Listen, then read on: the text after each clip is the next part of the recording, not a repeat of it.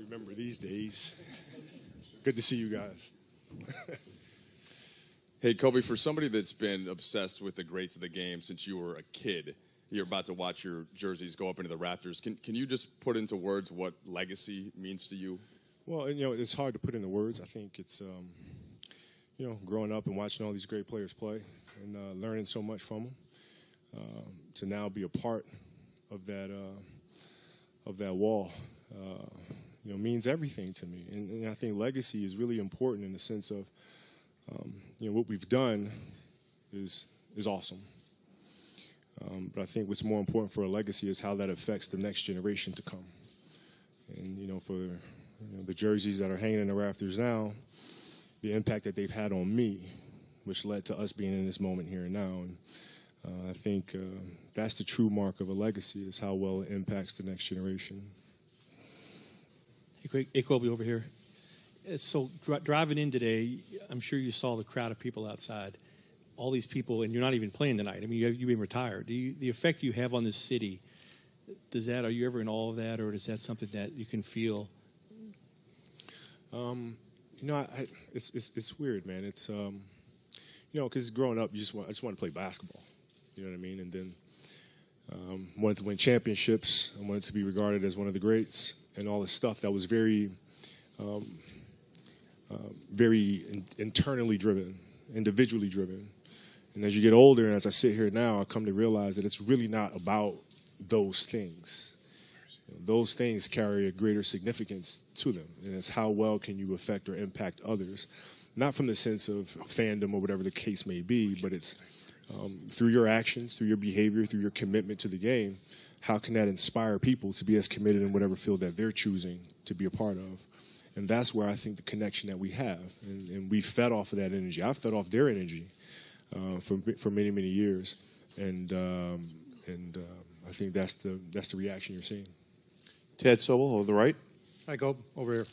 Good to see you again. I remember the first day you walked into the Forum, and I'm thinking, that little kid right now is still inside of you somewhere. Can you go back there and think about even imagining that this has happened, and just the emotions of dealing with all these accolades, and at the same time, have you had a chance to look outside yet and see what's going on in Kobe land?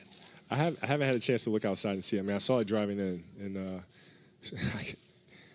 what? You know what I mean? It's kind of like, and then secondly, I can remember back to being a kid, because that child inside of me has never left.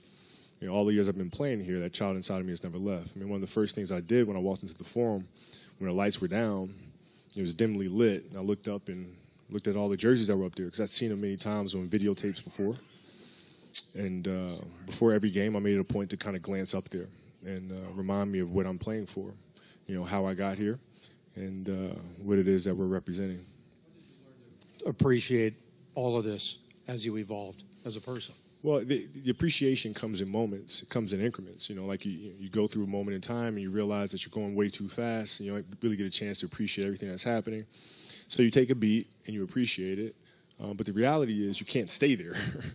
You know what I mean? Because then you can't ever grow and evolve, right? So there's moments of appreciation, and then you have to move on and focus with your head down on what comes next, and then come up for air every now and then.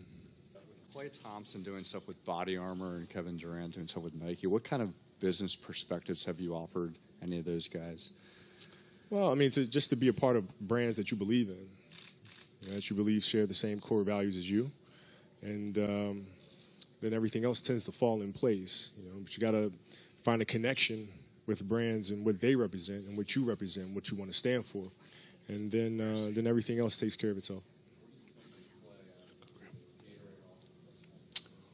Well, I thought it's pretty obvious why there's not a Gatorade bottle here right now. Yeah, they had their time. Right there, Mark. Kobe, we watched you in the middle. I can never get this right. I was like, you know what? I'm going to figure it out finally. Okay, go ahead. We might give you a pass to that. We watched you obsess over basketball your whole life, 20 years. And I think some people wondered, what would his life be like without basketball in it every day? So tell us how you're coping. You know what? It's I had a lot of players and former players come up to me the last year, like genuinely concerned. Like, are you going to be okay? Like, yeah, I think I'm gonna be all right. And he says, listen, it's gonna be progressive, right? The first week, it's gonna be a serious state of depression. The second week, you're gonna be angry. The third week, you're gonna start coming around. You're gonna have a level of acceptance. I'm like, what the fuck? No, I'm good.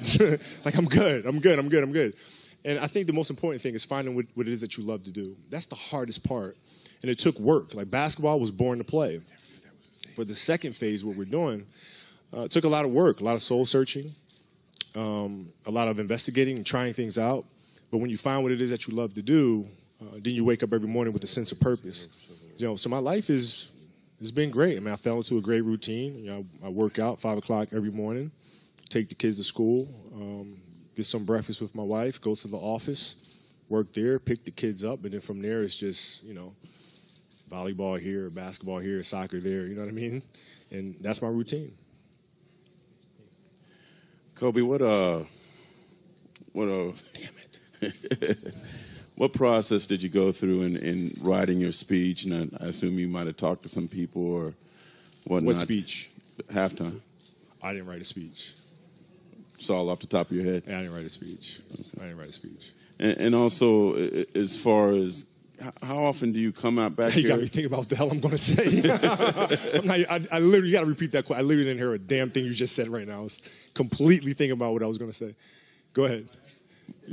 How did you work on your speech for halftime? What did you do? I was doing it while you were asking the question after you. Okay. I don't know. I guess you just kind of, you sit in the moment and then you let whatever's inside of me at that moment just come forward. And I think preparing for stuff like this kind of is not really true to form. You just kind of got to sit in the moment, absorb it, and then whatever comes out comes out. Hey, Gobi, last time you were here, you had just scored 60 your final game after playing 20 years. Tonight you're strolling in with literally a stroller through the tunnel. So what's going through your mind? The first thing you're thinking about as you're walking through again? I hope all these cameras that are flashing do not wake up Bianca. Because this kid's got a lot of energy, man. I'm trying to, my biggest concern of the night is she going to be able to sit there for the duration of the game, or is she going to try to run out into the court? Because she does not like sitting down for too long. So that is my biggest challenge of the evening. But I mean, I feel great. I'm very proud to come in here with my family. I'm proud that Bianca gets a chance to be in this environment, although she won't really remember anything of it. It feels good as a father to be able to have my family come in and share this night with. So.